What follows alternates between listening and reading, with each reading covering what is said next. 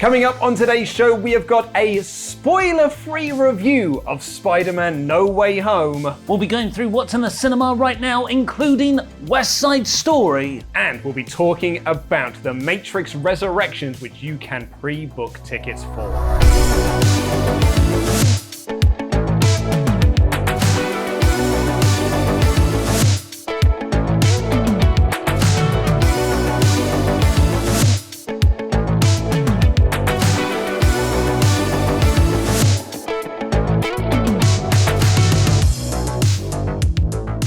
Hello and welcome to What's On at Cineworld Cinemas. I am Luke Owen. I'm Ollie Davis. Shall we talk about Spider-Man No Way Home? Yeah, because you've seen it. I have. You've seen it, what? You got out of the cinema 2 hours ago? About 3 hours ago, let's say. Yeah, and I haven't seen it. I can't see it until Friday night. Oh, man.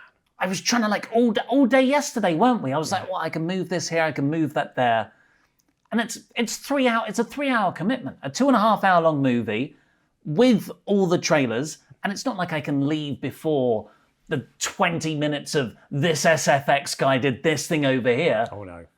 Because there's P-creds. Is there P-creds? There are P-creds. Okay, how many P-creds? There are two. There are two P-creds? So you have a mid-cred and you have a P-creds. Do you want me to tease you? On the P-creds? On the P-creds. I don't know if I'm... The P-creds.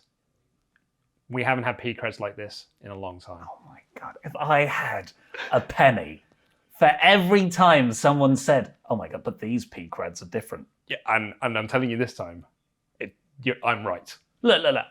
People told me that Spider-Man Homecoming has the best post-credit sequence ever. Mm-hmm. And I sat around and I watched it, and it was, the very funny Captain America gym video. Yeah. I did not think that was the best one ever. Friday night, as you've finished and you've watched it, I will fully expect a text message from you telling me that I was right. So how are we going to do this? How are we going to talk about Spider-Man, a film you've seen? None of us have. Maybe a few people have. We know people who booked a day off work to go see it. It's Wednesday when we're recording this. Okay, so I came back to the office and everyone said, "What did you think?" And I said, "I'm not saying a word." Because I was too afraid that I might say something and spoil it. Here is what I'll say. You hasn't even given us a facial expression. I loved it. I absolutely loved it. It's 2.5 hours. And I know what you're thinking. Crikey, bit long for a superhero movie, isn't it? In fact, one of the biggest... It's standard for a superhero movie. Well, one of the criticisms that the Eternals got was its 2.5 hour runtime was too long. Mm-hmm. And what praise Venom Let There Be Carnage was getting was it's only 90 minutes. And I think as a culture, we're starting to move away from those 2.5 hour runtimes, and we're just like, just give me 90 minutes. I don't need more than 90 minutes. And Ridley Scott over here. Well, I've got to look at my phone. How else am I going to find out about history without my phone? So 2.5 hours. Big commitment. Flies by. Absolutely flies by. The first 40 minutes. If you've seen the trailers, if you watch the trailers and everything like that, and you think, oh, well, I've seen a lot of this movie already because it's a Sony product. And I think a criticism that Sony get a lot is that their trailers give away far too much. In fact, actually, the Ghostbusters community was quite upset at some of the marketing for Ghostbusters Afterlife. Because some of the latter trailers that they did after the second trailer were just like, by the way, here's the ending of the movie. And there were some people who were just like, well, I've seen the trailer for Spider-Man No Way Home. I've pretty much seen everything. 90% of that trailer is the first 40 minutes. That is so good to hear. So that's not even Act 1 of a 3-act structure. That's the most of Act 1. I would say that is Act 1. The first 40 minutes of the movie is Act 1. Then there is an enormous Act 2. And then there's a really sizable Act 3. So you're telling me that Peter Parker, he's been outed. There's the J. Jonah Jameson stuff. Oh my God, it's so good. All of that stuff is so good. Do they interact?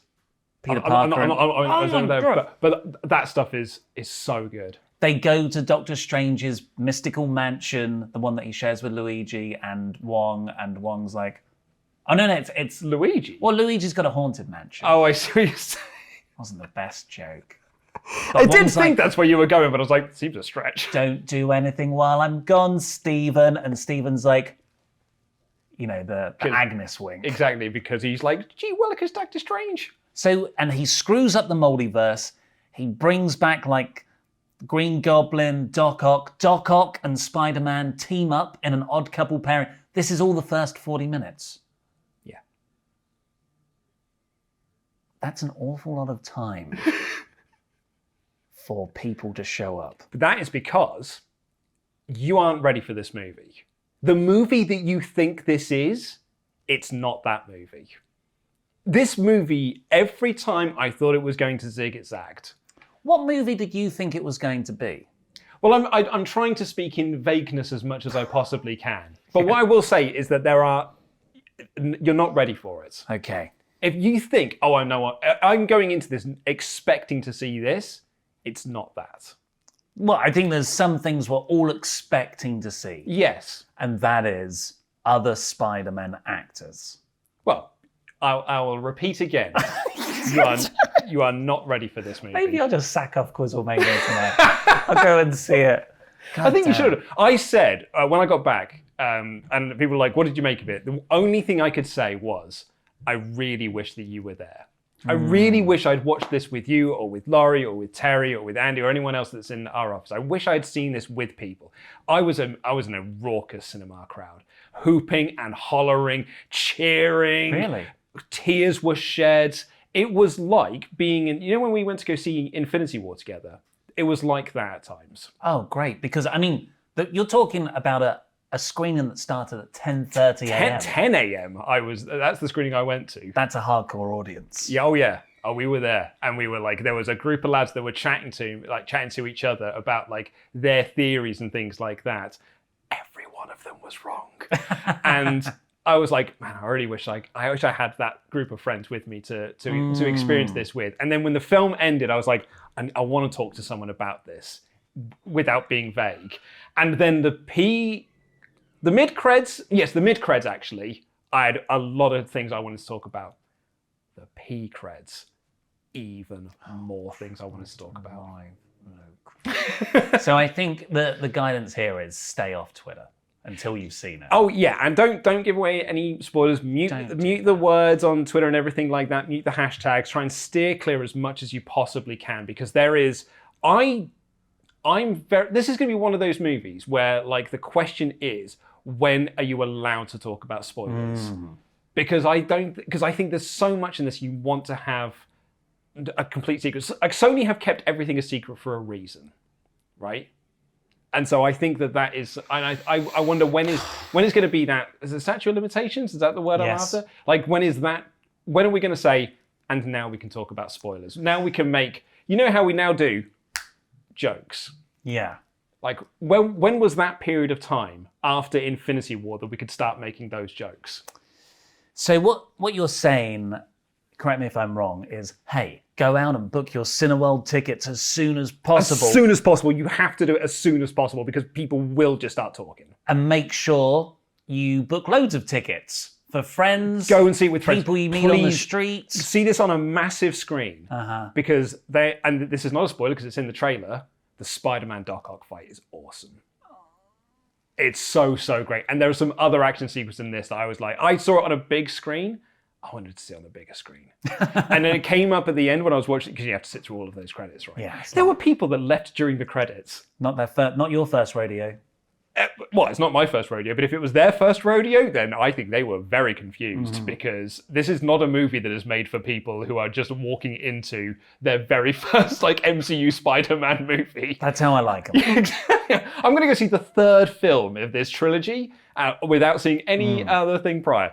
So, and then it came up in the credits, made specifically for IMAX. And I thought, that is how I want to see it. Yeah. When I go and see this film next, that is how I want to go and see it. It's the best format for my money. Isn't it just? So one last question. Fire away.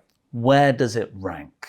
I know it's hard. I know it's hard to say because you've only just seen it and it's a knee-jerk reaction. But we were both quite comfortable when we saw Shang-Chi together. Really we were like, boom, that's top third. Yeah. So maybe you don't have to give a specific. I know you've got your your list. Let me get the list. Hold on. I need to sign in first. I've just checked my list. I have Homecoming at 8, and it's better than that. But as Homecoming, I don't know. I need to go see it again. Is it better than Shang-Chi? Because that's what's next on your list. I think I like Shang-Chi more. But also, this is, you and I were talking about this with The Force Awakens, right? Yeah. Like, you go into you've got so much sort of hype and anticipation that the first time you see it, you're just taking things in, right? And you're bringing a lot of preconceptions to it. Exactly. I think the next time that I go and see it, now that I know everything and what to expect, I will have a much clearer idea of where it ranks in the MCU. But I do need to go see it a second time. Also out in cinemas this week, West Side Story, Clifford the Big Red Dog, Encanto, House of Gucci is still out, and Ghostbusters Afterlife. What a wonderful family treat this Christmas. Isn't it really, like, that is a really good list of movies. Yeah. Do you have a pick of the week? I mean, yeah, it's Spider-Man. Yeah. Of course it's Spider-Man. Yeah? You sure? Yeah, I'm pretty sure it's I haven't even seen it. Not Clifford? Oh, goddamn. I've heard rumours there are other Cliffords that appear in the movie. I can't remember a time. I guess it would have been Endgame, where I've restructured my week to see a movie as soon as possible. And this is one of them. Yeah, I mean, it obviously Ghostbusters Afterlife for me.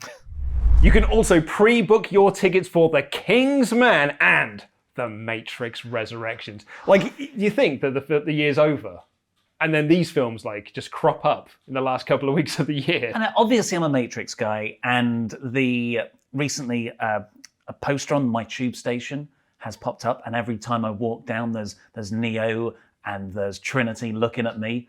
I'm like, I can't wait. And there's a bunch of bus adverts as well. But The King's Man has crept up on me. And I've been to the cinema a few times over the last couple of weeks. Brag. And it's popped up as a trailer. And the first time I saw it, I had no idea this was a thing. Ray Fiennes, World War I, the origin of the King's Men. It's the King's Man. Lots of suits. Matthew Vaughn style violence. Yes. And we've got interviews with the cast of The King's Man coming up in 2 weeks' time on this very show, so do keep an eye out for that. Are you watching this video and you're not an Unlimited Card member? Why? Why? Why on earth would you do that? Well, do you know what? I'm not going to be too harsh on you, because actually if you do it before December 27th, you get a little bit back. What do I get back? £20, 20 English pounds worth of cinema snacks. 20 of the Queen's finest sterlings? Oh, yeah. Oh, my God, to spend on popcorn, sweet, salty. Then he said sour.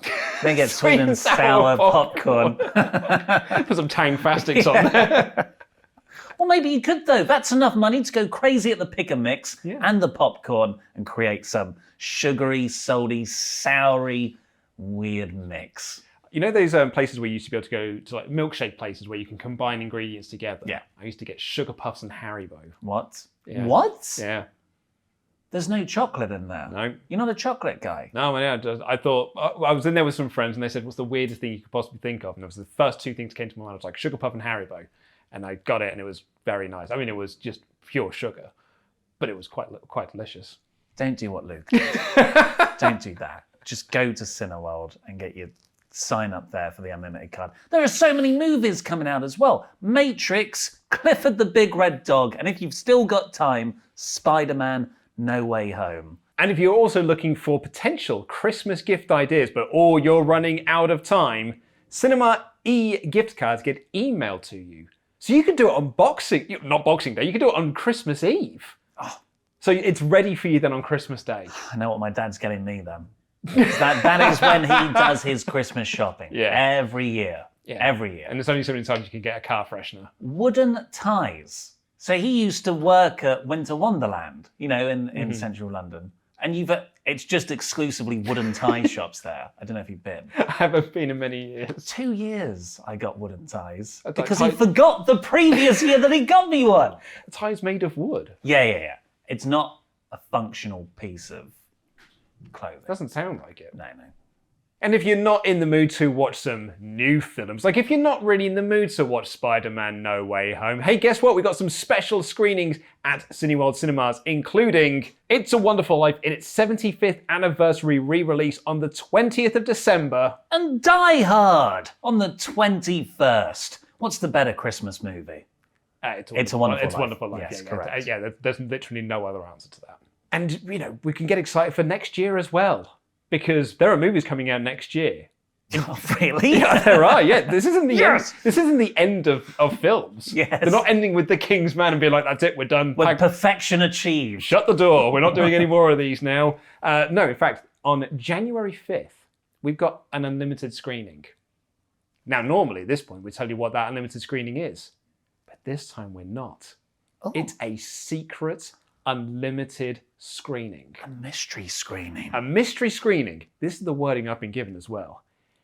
No one will know what the film is until they're in their seat and the BBFC card comes up. What do you think it'll be?